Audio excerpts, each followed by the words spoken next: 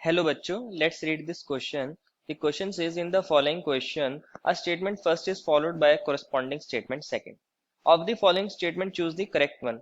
Option A, both statement first and second are correct and statement second is correct explanation of statement first.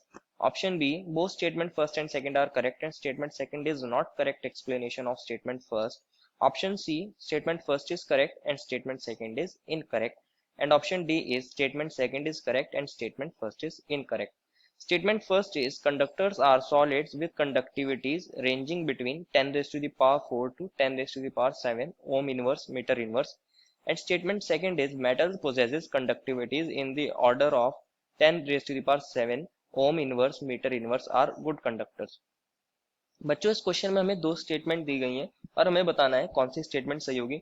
और अगर दोनों statement सही हैं तो हमें बताना है कि क्या स्टेटमेंट सेकंड करेक्ट एक्सप्लेनेशन है स्टेटमेंट फर्स्ट का या फिर नहीं। तो हमारे पास फर्स्ट ऑफ ऑल बात करते हैं इस क्वेश्चन में की कंसेप्ट की। की कंसेप्ट क्या होगा? की कंसेप्ट होगा बच्चों हमारे पास कंडक्टिविटी। कंडक्टिविटी क्या होती है बच्चों?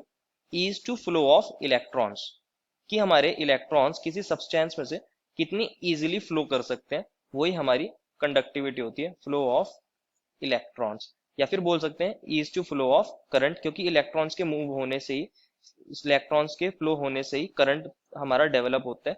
तो हम is to flow of electrons बोल सकते हैं या is to flow of current भी बोल सकते हैं, कि कितना इजीली हमारा करंट, हमारे इलेक्ट्रॉन किसी सब्सटेंस के अंदर से ट्रेवल कर सकते हैं, वही उसकी कंडक्टिविटी होती है। बच्चों जो हमारे पास कंडक्टर्स होते हैं, कंडक्टर्स का तो नाम ही कंडक्टर्स है, ये बहुत अच्छे क्या कर लेते हैं, इलेक्ट्रिसिटी को कंडक्ट कर लेते हैं, अपने अंदर से इलेक्ट्रॉन्स को इजीली फ्लो करा लेते हैं। इलेक्ट्रॉन्स इजीली फ्लो करते हैं, इनमें से बहुत इजीली फ्लो करते हैं। और इनकी जो कंडक्टिविटी होती है, इनकी कंडक्टिविटी जब हम एक्सपेरिमेंटली निकालते हैं तो हमारे पास किस ऑर्डर की आती है? इनकी कंडक्टिविटी का और ऑर्डर होता है 10 की पावर 4 से लेके 10 की power 7 ohm inverse metre inverse के बीच में होती है। ये डाटा हम एक्सपेरिमेंटली निकालते हैं, तो हमारे पास कंडक्टर्स की कंडक्टिविटी ये होती है। सेकंड बात करते हैं हमारे पास मेटल्स की।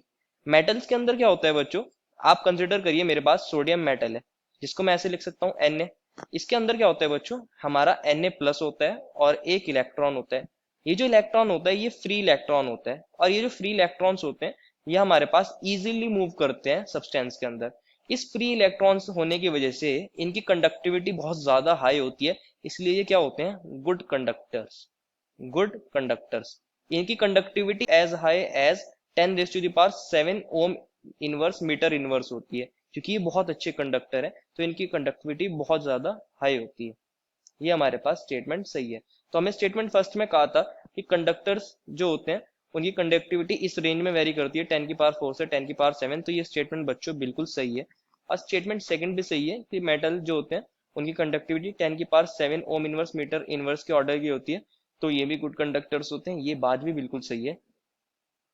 लेकिन स्टेटमेंट सेकंड जो है वो करेक्ट एक्सप्लेनेशन नहीं है स्टेटमेंट फर्स्ट का, क्योंकि स्टेटमेंट सेकंड में बात करी गई है स्पेसिफिकली मेटल्स की, और मेटल्स की कंडक्टिविटी हमने कंसिडर करी है 10 की power 7 ohm inverse metre inverse, जिसको हम एक्सपेरिमेंटली निकालते हैं।